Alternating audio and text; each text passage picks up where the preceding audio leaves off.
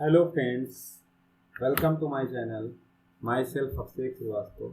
दोस्तों, आज हम वर्कशॉप साइंस टॉपिक के अंतर्गत स्ट्रेस एंड स्ट्रेन की चर्चा ऑब्जेक्टिव क्वेश्चन के माध्यम से करेंगे, जो निमी पैटर्न के अनुसार होगा। यह वीडियो CITS व ITI स्टूडेंट्स के लिए बहुत ही उपयोगी है। दोस्तों, हमारे चैनल पर जो भी नए हैं, चैनल को सब्सक्राइब करें तथा वीडियो को ज़्यादा से ज़्यादा शेयर करें व लाइक करें, जिससे इसका लाभ अन्य विद्यार्थियों तक भी पहुंच सके। दोस्तों, आपके लाइक व कमेंट्स हमारे लिए मोटिवेशन का कार्य करते हैं। इस प्रकार से हमें अपना मोटिवेशन देते रहिए, हमें अभिप्रेरित करते रहिए, जिससे हम और अच्छी वीडियो बनाने के लिए प्रेरित हो सकें। तो आइए अब हम वीडियो की शुरुआत करते हैं। हमारा पहला क्वेश्चन है, which is elastic material? Nylon, polystyrene, celluloid, polycarbonates. तो देखिए, अगर हम इलास्टिसिटी में बात करें तो टाइप्स ऑफ मटेरियल में बात करें तो फर्स्ट टाइप क्या होता है? Elastic material. और सेकंड टाइप आपका क्या होता है? Plastic material. तो मटेरियल कितने प्रकार के? दो प्रकार के। एक हो गया आपका इलास्टिक मटेरियल यानी प्रत्यास्थ वस्तु, और दूसरी हो गई आपकी प्लास्टिक मटेरियल। ओके, तो इलास्टिक मटेरियल क्या होता है? तो जिसमें ability to resist a distorting और डिस्फॉर्मिंग इन्फ्लुएंस ऑफ फोर्स। जब किसी वस्तु में कोई बल लगाया जाए, कोई बाह्य बल लगाया जाए या उसमें विरूपण उत्पन्न किया जाए, तो क्या करें? इसका विरोध करें। ठीक है, क्या करें? विरोध करें। और मान लीजिए ये कोई आपकी छड़ है और इसको क्या किया जाता है? इस पे कोई बल आरोपित करके क्या किया जाता है? इसकी विमाओं में परिवर्तन कर दिया जाता है। लंबाई में परिवर्तन हो जाए, एरिया में परिवर्तन हो जाए, या आयतन में परिवर्तन हो जाए। बट क्या हो जाए कि जैसे ही इस विरूपक बल को हटा लिया जाए, डिफॉर्मिंग फोर्स को हटा लिया जाए, तो यह वस्तु पुनः अपनी स्थिति में क्या हो जाती है? पहुंच जाती है। ठीक है, तो इन प्रकार की वस्तुओं को हम क्या बोलते हैं? Elastic material. But plastic material क्या होता है? प्लास्टिक मटेरियल इससे उल्टा होता है। यानी यहाँ पर अगर हमने एक बार बल लगा के, विरूपक बल लगाकर वस्तु के आकार को क्या कर दिया? विरूपित कर दिया, तो ये पुनः अपनी अवस्था में नहीं आ पाती। ठीक है, ये पुनः अपनी अवस्था को धारण नहीं कर पाती हैं। इस प्रकार के मटेरियल को हम क्या बोलते हैं? प्लास्टिक मटेरियल बोलते हैं। ठीक है, अब इलास्टिक मटेरियल की बात करें तो एक मटेरियल को हम इलास्टिक कब तक समझते हैं? यदि इसको 300%, ठीक है, up to its original length क्या किया जाए? स्ट्रेच किया जाए, और इसमें इलास्टिसिटी का गुण हो, तो इसको हम बोलते हैं कि ये क्या वस्तु है? ये इलास्टिक है। ठीक है, तो a material is considered as elastic, it can be stretched up to 300% of its original length. Okay, तो अगर हम इलास्टिक मटेरियल की बात करें तो आपसे पूछा जा सकता है, जैसे आप इलास्टिक मटेरियल एग्जांपल की बात करिए तो नेचुरल गम, एग्जाम्पल नोट कर लीजिएगा। नेचुरल गम क्या है आपका? इलास्टिक मटेरियल का एग्जाम्पल है। स्पैंडेक्स, स्पैंडेक्स आपका किसका एग्जाम्पल है? आपका इलास्टिक मटेरियल का एग्जाम्पल है। ब्यूटाइल रबर, ब्यूटाइल रबर आपका किसका एग्जाम्पल है? इलास्टिक मटेरियल का एग्जाम्पल है। उसके बाद आपका इलास्टोमर्स किसका एग्जाम्पल है? इलास्टोमर्स किसका एग्जाम्पल है? इलास्टिक मटेरियल का एग्जाम्पल है। Then resilin, EPR, ethylene, propylene rubber हो गया, रेसिलिन हो गया, ठीक है, क्लोरोप्रीन हो गया, इलास्टीन हो गया। तो ये सब आपके किसके एग्जाम्पल हैं? ये सब इलास्टिक मटेरियल के एग्जाम्पल है। रबर, रबर हो गया आपका, नायलॉन हो गया, ट्रेपिन हो गया, आइसोप्रीन रबर हो गया, ठीक है, नाइट्रिलिन रबर हो गया, विनाइल स्ट्रेच हो गया। तो ये सब आपके इलास्टिक मटेरियल के एग्जांपल हैं। तो देखिए यहाँ पर क्या है? Which is elastic material. तो नायलॉन क्या है आपका? इलास्टिक मटेरियल है। पॉलीस्टीरीन हो गया, सेलुलोइड हो गया, पॉलीकार्बोनेट्स हो गया, ये सब आपके क्या हैं? इलास्टिक मटेरियल ना होके क्या हैं? प्लास्टिक मटेरियल है। तो हमारा इसका ऑप्शन क्या हो जाएगा? A is the correct answer for this question. Okay, समझ में आ गया होगा। नेक्स्ट क्वेश्चन की ओर बढ़ते हैं। Question number 2, which is thermoplastic material. अब हमने बात की प्लास्टिक मटेरियल की, तो प्लास्टिक मटेरियल क्या होता है कि जिन पर विरूपक बल लगा देने से उनकी आकृति में क्या हो जाता है? उनके आकार में क्या हो जाता है? परिवर्तन हो जाता है, और पुनः वे अपनी प्रारंभिक अवस्था को प्राप्त नहीं कर पाते। ऐसे पदार्थों को हम क्या बोलते हैं? प्लास्टिक मटेरियल बोलते हैं। ओके, प्लास्टिक मटेरियल बोलेंगे। अब प्लास्टिक मटेरियल की अगर हम बात करते हैं तो ये दो प्रकार के होते हैं। कौन कौन से होते हैं? ये दो प्रकार के होते हैं। एक होते हैं थर्मोप्लास्टिक और दूसरे आपके क्या होते हैं? थर्मोसेटिक। कितने प्रकार के? दो प्रकार के। फर्स्ट वन इज आपका क्या है? थर्मोप्लास्टिक और दूसरा आपका क्या है? थर्मोसेटिक। थर्मोसेटिंग, ठीक है। थर्मोप्लास्टिक क्या होते हैं कि इसको मॉडिफाई किया जाता है, ठीक है। Thermoplastic is a material whose structure and viscosity can be modified, ठीक है, बोथ वेज थ्रू हीटिंग और कूलिंग, ठीक है। तो हीट या कूल करके इसको क्या किया जा सकता है? मॉडिफाई किया जा सकता है, यानी इससे आकृति बनाए जा सकते हैं। तो the large family of materials commonly used by many industries. Thermoplastic का हम मेनी इंडस्ट्रीज के द्वारा उपयोग करते हैं, ठीक है। इसमें क्या होता है कि इसको गर्म करने पर या ठंडा करने पर क्या होता है? इसके आकार में परिवर्तन किया जा सकता है। जैसे आपका पॉलीफिलीन्स हो गया, विनाइल पॉलीमर्स हो गया, पॉलीस्टीरीन्स हो गया, ठीक है। तो ये आपके किसके एग्जाम्पल हैं? सेलुलॉइड हो गया, लीनियर पॉलिस्टर्स हो गया, पॉलीफ्लोरोथेन हो गया, ठीक है। तो ये सब आपके किसके एग्जाम्पल हैं? आपके थर्मोप्लास्टिक के एग्जाम्पल है। बट थर्मोसेटिंग प्लास्टिक क्या होता है? थर्मोसेटिंग प्लास्टिक क्या है? एक प्रकार का कंपाउंड है जिसमें क्या होता है? कंडेंसेशन पॉलीमराइजेशन होता है, ठीक है। और यहाँ पर क्या होता है? जब एक बार ये अपने आकार में आ गए, ठीक है, शेप या rigidity of the manufactured plastic then can not be modified again. इसको अगेन मॉडिफाई हम लोग नहीं कर सकते। इसके एग्जांपल में देखें तो अनसैचुरेटेड पॉलीमर हो गया, फिनॉल हो गया, आपका मेलामाइन हो गया, पॉलीमाइड हो गया, पॉलीयूरेथेन हो गया। तो ये सब आपके किसके एग्जांपल हैं? आपके थर्मोप्लास्टिक मटेरियल के एग्जांपल हैं। तो यहाँ पर देखिए आपका थर्मोप्लास्टिक में अगर हम बात करेंगे, थर्मोप्लास्टिक का कौन सा एग्जांपल हो जाएगा यहाँ पर? तो ब्यूटाइल रबर, नायलॉन, नियोप्रीन और आपका विनाइल पॉलीमर्स। तो बताइए इसमें कौन सा एग्जाम्पल हो जाएगा? अभी आपको हम बताए हैं। तो विनाइल पॉलीमर्स आपके कैसे एग्जाम्पल हो गए? विनाइल पॉलीमर्स आपका थर्मोप्लास्टिक मटेरियल का एग्जाम्पल हो गया। तो इस प्रकार से आपको क्या करना है? एक नोट्स बनाना है और आपको निमी बुक पे जाना है। निमी बुक में आपको बहुत सारे इलास्टिक मटेरियल, प्लास्टिक मटेरियल में थर्मोप्लास्टिक मटेरियल कौन कौन से हैं, थर्मोसेटिक प्लास्टिक मटेरियल कौन कौन से हैं, ये आप कैटेगराइज करके क्या कर सकते हैं? इसको याद कर सकते हैं। ओके, हमारा माध्यम है कि ऑब्जेक्टिव क्वेश्चन किस प्रकार से बनेंगे उसको बताना और उसको फॉलो करके आप चीजों को और अच्छे से पढ़ सकें। दोस्तों चलते हैं नेक्स्ट क्वेश्चन की ओर। What is the maximum percentage of stretch if of its original length is allowable for elastic materials. तो मैंने पहले बार में ही चर्चा की थी कि जो मैक्सिमम परसेंटेज ऑफ स्ट्रेच का है इसकी ओरिजिनल लेंथ से, वो अलाउएबल कितना है इलास्टिक मटेरियल्स के लिए? 300%। तो 300% is the maximum percentage of stretch of its original length is allowable for elastic materials. Then fourth number question आपका है, what is the ratio between the change in dimension to its original dimension of the substance. देखिए अब आपका ये पहला example आ गया strain का। देखिए स्ट्रेन क्या होता है? बेसिकली जब किसी फोर्स पर आपने एक एक्सटर्नल फोर्स क्या कर दिया? अप्लाई कर दिया। When you have applied an external force acting on a material, ठीक है, किसी मटेरियल पर क्या हुआ? एक एक्सटर्नल फोर्स आपने अप्लाई किया, तो there is a change in its dimension. मान लीजिए ये कोई आपकी राड की छड़ है, ये कोई छड़ है आपकी, इसमें क्या कर दिया आपने एक फोर्स अप्लाई कर दिया, ठीक है। When you applied a force, मान लीजिए, तो क्या होगा? Some changes will come in its dimension. इसकी डायमेंशन में क्या होंगे? कुछ चेंजेस आएंगे, ठीक है। डायमेंशंस में, शेप में क्या हो जाएंगे? चेंज हो जाएंगे। तो जो इस डिफॉर्मेशन होता है, जो इस पदार्थ का विरूपण होता है, इसी को हम क्या बोलते हैं? स्ट्रेन बोलते हैं, ठीक है। क्या बोलते हैं? स्ट्रेन बोलते हैं, विकृति बोलते हैं, ठीक है। अब बात करते हैं स्ट्रेन होता किसका अनुपात है। तो आपने क्या किया? आपने स्ट्रेन क्या है? Between the change in dimension, dimension में चेंज अपॉन ओरिजिनल डायमेंशन के रेशियो को हम क्या बोलते हैं? स्ट्रेन बोलते हैं। तो स्ट्रेन क्या हो गया?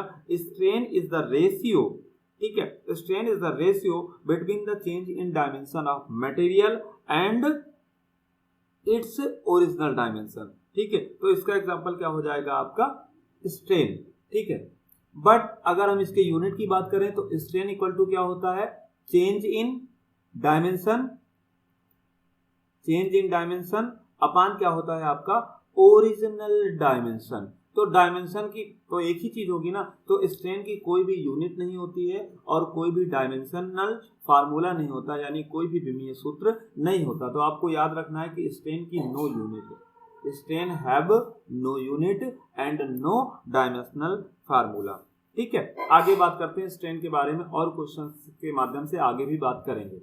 What is the unit of strain? अभी आपको मैंने बताया कि स्ट्रेन की यूनिट क्या होती है। स्ट्रेन क्या है? Change in dimension upon original dimension. इसके अनुपात को हम क्या बोलते हैं? स्ट्रेन बोलते हैं। तो इसलिए स्ट्रेन की यूनिट क्या होगी? No unit. आपको क्या करना है? नो यूनिट पे टिक करना है। ठीक है, अब बताइए स्ट्रेन कितने प्रकार के होते हैं। अब देखिए क्वेश्चन नंबर 6 में हम लोग अच्छे से समझेंगे कि स्ट्रेन कितने प्रकार के होते हैं। तो देखिए स्ट्रेन आपके बेसिकली 3 प्रकार के होते हैं। कौन कौन से स्ट्रेन होते हैं? तो स्ट्रेन आपके 3 प्रकार के होते हैं। फर्स्ट वन होता है आपका लीनियर स्ट्रेन, और सेकंड होता है आपका लेटरल स्ट्रेन, और 3 नंबर आपका होता है वॉल्यूमेट्रिक स्ट्रेन। तो there are 3 types of strain is there, linear strain, lateral strain and volumetric strain. देखिए ध्यान से समझिएगा, लीनियर स्ट्रेन क्या होगा? यदि मान लीजिए किसी पदार्थ में आप विरूपक बल लगा रहे हैं, डिफॉर्मिंग फोर्स आप अप्लाई कर रहे हो, तो उसमें क्या हो रहा है? अगर उसकी लेंथ में चेंज हो रही है, क्या हो रही है? उसकी लेंथ में चेंज हो रही है, तो क्या होगा? लेंथ में जितनी चेंज हुई, मान लीजिए इसको सिग्मा से डिनोट करते हैं, सिग्मा एल अपॉन एल। ठीक है, तो एल क्या है? ओरिजिनल डायमेंशन है। ठीक है, और सिग्मा एल क्या हो जाएगा? आपका चेंज इन लेंथ हो जाएगा। तो इसके अनुपात को हम क्या बोलेंगे? लीनियर स्ट्रेन बोलेंगे। लेटरल स्ट्रेन क्या हो गया? लेटरल स्ट्रेन आपका क्या होता है? It is the ratio between change in cross sectional area. Cross sectional area means मान लीजिए ये है, ठीक है, ये मान लीजिए कोई आपका है, तो इसकी क्रॉस सेक्शनल एरिया में कितना परिवर्तन हुआ upon original cross sectional area कितना था, इसके अनुपात को हम क्या बोलते हैं? Lateral strain. Lateral strain means क्या हो जाएगा? Change in area, change in area upon original area, upon original area. ठीक है, ये हो जाएगा आपका। देन वॉल्यूमेट्रिक स्ट्रेन की बात करें तो वॉल्यूमेट्रिक स्ट्रेन इस तरीके से क्या हो जाएगा? Change in volume upon original volume, change in volume upon original volume. तो अब आपको पता हो गया कितने प्रकार के स्ट्रेन होते हैं। तो स्ट्रेन 3 प्रकार के होते हैं। कौन कौन से? फर्स्ट वन आपका होता है लीनियर स्ट्रेन, सेकंड वन आपका lateral strain and third one आपका क्या होता है? Volumetric strain. आपको रिवाइज हो गया, लीनियर स्ट्रेन इक्वल टू आपका change in length upon original length, lateral strain equal to change in area upon original area, volumetric strain equal to change in volume upon original volume. तो this is the formula for linear strain, lateral strain and volumetric strain. ठीक है, तो इसमें question क्या पूछा गया? What is the ratio of change in length to original length. ठीक है, तो लेंथ टू ओरिजिनल लेंथ पे चेंज आपका क्या होता है? आपको बताया कि लेंथ और ओरिजिनल लेंथ के अनुपात को हम क्या बोलते हैं? Linear strain. अब देखिए एक बात यहां पर आ गई, पॉइजन रेशियो। ठीक है, तो पॉइजन अनुपात किसे बोलते हैं? तो पॉइजन रेशियो क्या है? Linear strain lateral strain upon linear strain. अगर आपको कहीं पर lateral strain upon linear strain, इसके अनुपात को हम क्या बोलते हैं? इसके अनुपात को बोलते हैं पॉइजन रेशियो। सारे कॉन्सेप्ट आपको क्लियर करना है। एक क्वेश्चन से हमने कई सारे क्वेश्चन आपको बना के बता दिए हैं, बट आपको ध्यान से देखना है, ध्यान से समझना है, तो आप कभी भी गलती नहीं करोगे। पॉइजन रेशियो मीन्स क्या होता है? Lateral strain upon linear strain, और इसको हम क्या लिखते हैं? Equal to 1 upon m। ठीक है, तो पॉइजन रेशियो किसका रेशियो है? Lateral strain upon linear strain. चलिए नेक्स्ट क्वेश्चन की ओर बढ़ते हैं। What is the ratio between lateral strain and longitudinal strain? ठीक है, lateral strain upon longitudinal strain। तो इस lateral strain को हम क्या बोलते हैं? लीनियर स्ट्रेन के हमारे 2 नाम होते हैं। देखिए आपको मैंने अभी बताया पॉइजन रेशियो। पॉइजन रेशियो मैंने बताया लेटरल स्ट्रेन अपॉन क्या बताया? Linear strain. ठीक है, तो आपको डरने की जरूरत नहीं कि ये लॉन्गिट्यूडनल स्ट्रेन कौन सी वाला आ गई। तो लीनियर स्ट्रेन का अनेदर नेम क्या है? इसको हम लॉन्गिट्यूडनल स्ट्रेन के नाम से भी जानते हैं। किस नाम से जानते हैं? लॉन्गिट्यूडनल लॉन्गिट्यूडिनल स्ट्रेन के नाम से भी इसको हम क्या करते हैं, जानते हैं। तो lateral strain upon longitudinal strain आए या lateral strain upon linear strain आए, आपको क्या ठीक करना है, आपको पॉइजन रेशियो पर ठीक करना है। ठीक है, ABC वाले जो ऑप्शन है, Hooke's law, young modulus, bulk modulus, इसकी चर्चा जो है हम आगे के क्वेश्चन में करेंगे जब आपको हुक्स लॉ बताएंगे, तो ये सारे नियतांक आपको बताएंगे। ओके, नेक्स्ट बात करते हैं, which symbol is used to express change in length. तो वहां पर क्या चेंज कर रहे थे, सिग्मा एल को हम क्या कर रहे थे, प्रदर्शित कर रहे थे। ये वेरी सिंपल क्वेश्चन है। नेक्स्ट क्वेश्चन की बात करते हैं, which one is the ratio of stress. ठीक है, अब बात करते हैं स्ट्रेस की। स्ट्रेस क्या है, ठीक है, जैसे मान लीजिए आप किसी वस्तु पर बल लगा रहे हैं, क्या लगा रहे हो, किसी वस्तु पर कोई विरूपक बल लगा रहे हो, डिफॉर्मिंग फोर्स लगा रहे हो, तो वो वस्तु क्या करता है, अपने आकार का परिवर्तन का क्या करता है, विरोध करता है। ठीक है, जैसे मान लीजिए मैं बैठा हुआ हूं और हमको क्या कर दे, कोई धक्का दे, तो हम भी क्या करेंगे, हम अपनी स्थिति में बैठे रहने के लिए क्या करेंगे, अब हमारा भी शरीर क्या होगा, कुछ ना कुछ बल लगाएगा कि हम जिस अवस्था में बैठे हैं उसी अवस्था में क्या करें, बैठे रहें। तो उसी प्रकार से क्या होता है कि जब आप कोई अपोजिट कोई फोर्स लगाओगे किसी वस्तु में, किसी वस्तु को विरूपित करने के लिए, ठीक है, तो वहां पर क्या होगा, एक इंटरनल अपोजिट फोर्स भी क्या करेगा, वर्क करेगा अवस्था परिवर्तन, आकार परिवर्तन का विरोध करने के लिए। ठीक है, इसी को हम क्या बोलते हैं, स्ट्रेस के नाम से जानते हैं या प्रतिबल के नाम से जानते हैं। किसके नाम से जानते हैं, स्ट्रेस या प्रतिबल के नाम से जानते हैं। ठीक है, तो बताइए स्ट्रेस क्या हो जाएगा, तो स्ट्रेस का फार्मूला होता है force applied. Stress equal to हो जाता है आपका फोर्स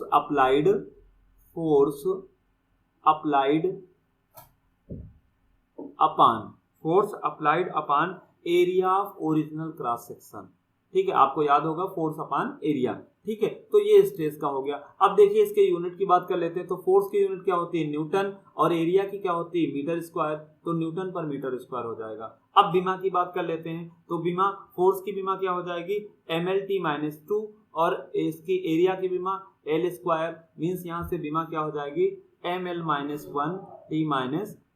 ठीक है, तो ये आपका स्ट्रेस का हो गया। तो स्ट्रेस क्या है, लोड अपॉन एरिया। किसका है रेशियो, लोड और एरिया का रेशियो है। Load and direction, load and diameter, load and time, load and diameter and load and time का रेशियो नहीं है। तो बी सी डी ऑप्शन ये तीनों आपके क्या हो गए, गलत हो गए।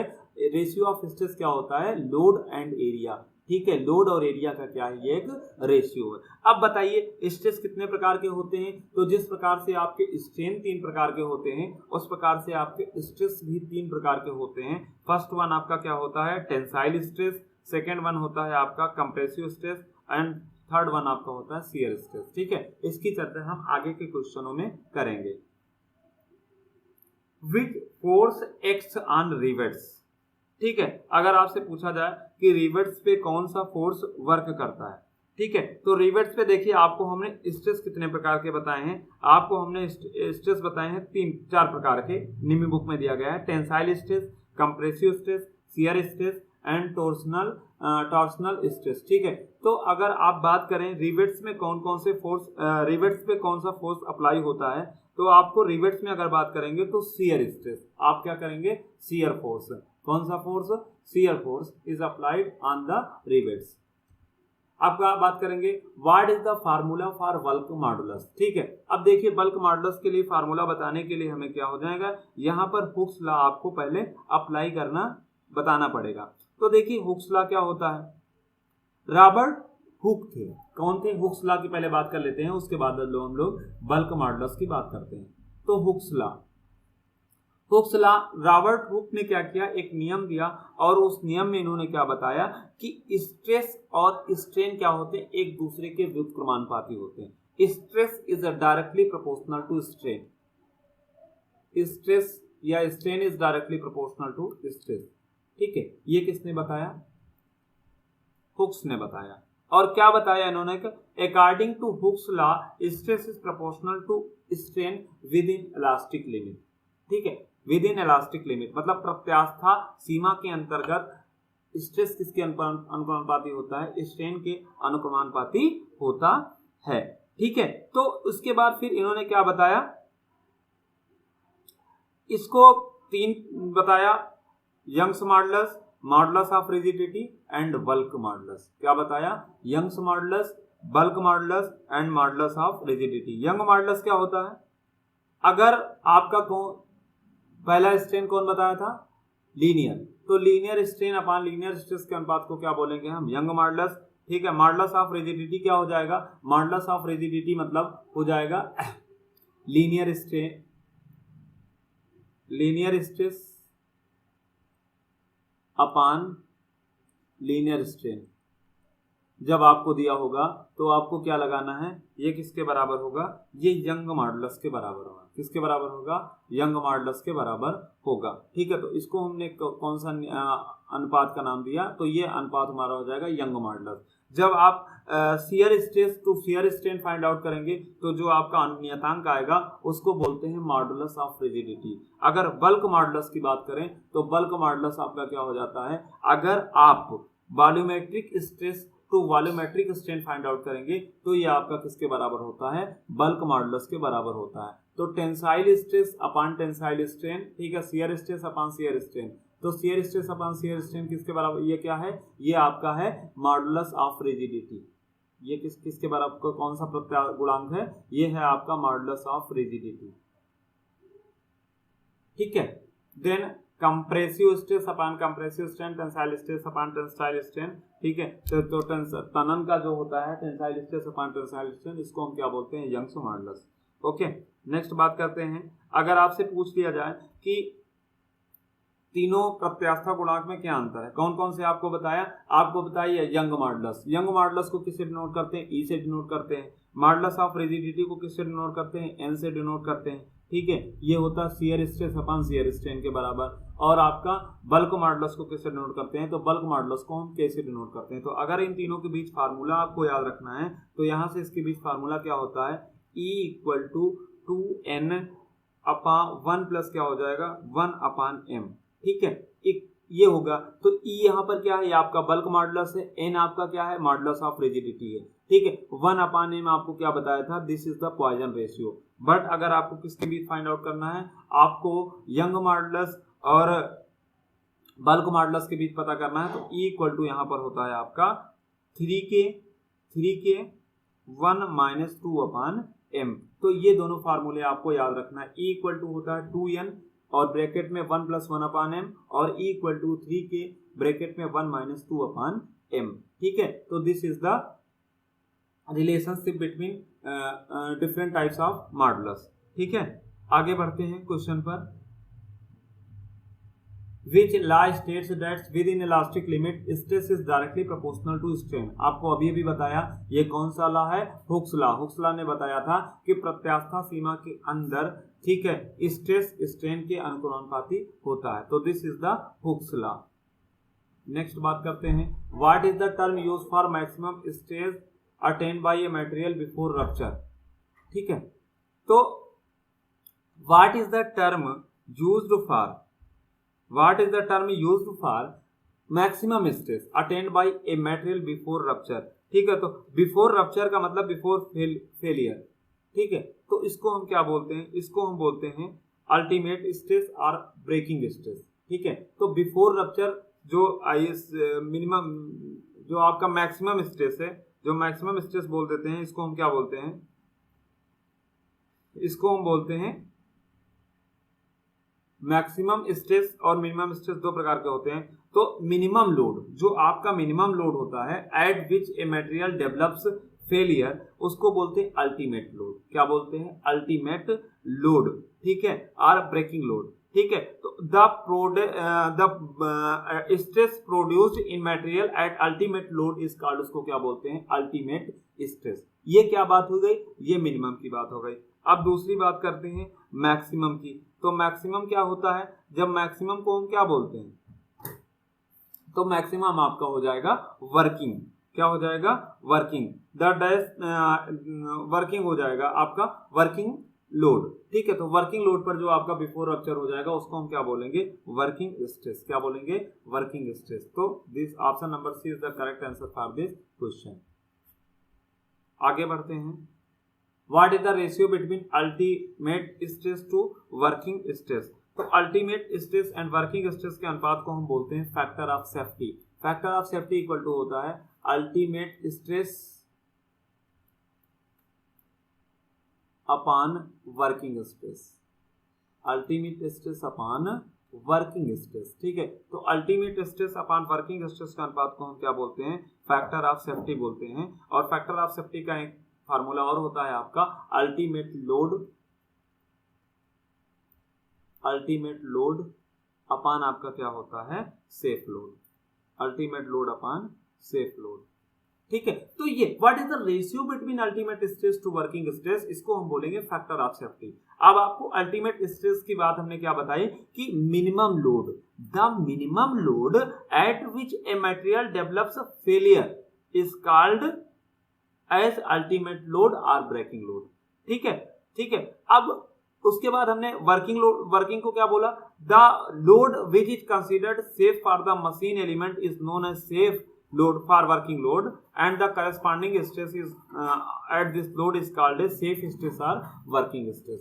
ठीक है, तो ये आपका हो गया। नेक्स्ट बात करते हैं, what is the ratio of ultimate load to area of original cross sectional. ठीक है, तो अल्टीमेट लोड और area of original cross section को हम बोलते हैं अल्टीमेट स्ट्रेस। क्या बोलते हैं, अल्टीमेट स्ट्रेस। तो अल्टीमेट स्ट्रेस इक्वल टू क्या होता है, अल्टीमेट लोड और area of original cross sectional area. Ultimate load के बारे में बात करनी है तो अल्टीमेट लोड क्या होता है, ये वो मिनिमम लोड है जिस पर एक मटेरियल क्या होता है, डेवलप्स फेलियर। ठीक है, फेल होना क्या होता है, अपना गुण फेल होना स्टार्ट हो जाता है। ठीक है, develops failure is called as ultimate load और ब्रेकिंग लोड, मतलब जिस पर टूटना आरंभ कर देता है। नेक्स्ट बात करते हैं, what is the ratio of shear stress to shear strain. ठीक है, आपको मैंने अभी बताया shear stress to shear strain के रेशियो को हम क्या बोलते हैं, modulus of elasticity, modulus of rigidity, bulk modulus, yield point. तो क्या बोलते हैं बताइए, आप लोग खुद बता दोगे कि सर इसको मॉडुलस ऑफ रिजिडिटी बोलते हैं। ठीक है, what is the ratio between stress and strain. तो स्ट्रेस एंड स्ट्रेन के रेशियो को हम क्या बोलते हैं, यील्ड पॉइंट बोलते हैं, यंग्स मॉडुलस बोलते हैं, Poisson ratio, factor of safety. तो ये क्या हो जाएगा, यंग्स मॉडुलस, यंग प्रत्यास्था गुणांक। ठीक है, which force acts on crank shaft. तो बताइए क्रैंक शाफ्ट पे कौन सा फोर्स एक्ट करता है, crank shaft, shear stress, torsional stress, tensile stress, compressive stress, बोलिए। ओके, तो क्रैंक शाफ्ट पर आपका कौन होता है, टॉर्सनल स्ट्रेस वर्क करता है। कौन सा बोल, टॉर्सनल स्ट्रेस आपका क्या वर्क करता है। ठीक है, तो ये टॉर्सनल स्ट्रेस क्या होता है, when a shaft is subjected to a action of two equal, जब दो इक्वल और अपोजिट कपल्स फोर्स क्या होते हैं, एक्टिंग कर रहे होते हैं पैरेलल प्लेन्स में। ठीक है, तो कहा जाता है कि शाफ्ट क्या है इस समय टॉर्सनल स्ट्रेस के अंतर्गत क्या कर रही है, वर्क कर रही है। ठीक है, then the shaft is said to be in torsion. ठीक है, तो ये आपका हो गया। नेक्स्ट बात करते हैं क्वेश्चन की, ये लास्ट क्वेश्चन है इस वीडियो का, which is thermosetting plastic. Thermosetting plastic कौन है बता दीजिए, आपको पहले हमने बता चुके हैं कि थर्मोसेटिंग प्लास्टिक और थर्मोप्लास्टिक क्या होता है, बोलिए जल्दी से बोलिए। थर्मोसेटिंग प्लास्टिक क्या होता है, विनाइल पॉलीमर्स, पॉलीस्टीरीन, ठीक है, सेलुलाइड, मेलामाइन रेजिन। कौन सा हो जाएगा आपका, विनाइल पॉलीमर्स। विनाइल पॉलीमर्स आपका क्या है, थर्मोप्लास्टिक है। ठीक है, उसके बाद पॉलीस्टीरीन, ये भी आपका थर्मोसेटिंग, सेलुलाइड, ये भी आपका क्या हो जाएगा, ये भी आपका कौन सा प्लास्टिक है, थर्मोप्लास्टिक है। बट थर्मोसेटिंग प्लास्टिक की अगर बात करेंगे तो मेलामाइन रेजिन आपका क्या है, this is the example of thermosetting plastic. Okay, तो दोस्तों आज की वीडियो में बस इतना ही। आपको मिलते हैं नेक्स्ट वीडियो में स्ट्रेस एंड स्ट्रेन के कुछ न्यूमेरिकल के साथ, जिससे आपका ये कॉन्सेप्ट और भी अच्छा क्लियर हो सकेगा। तो दोस्तों आज की वीडियो में बस इतना ही। Thanks for watching my video.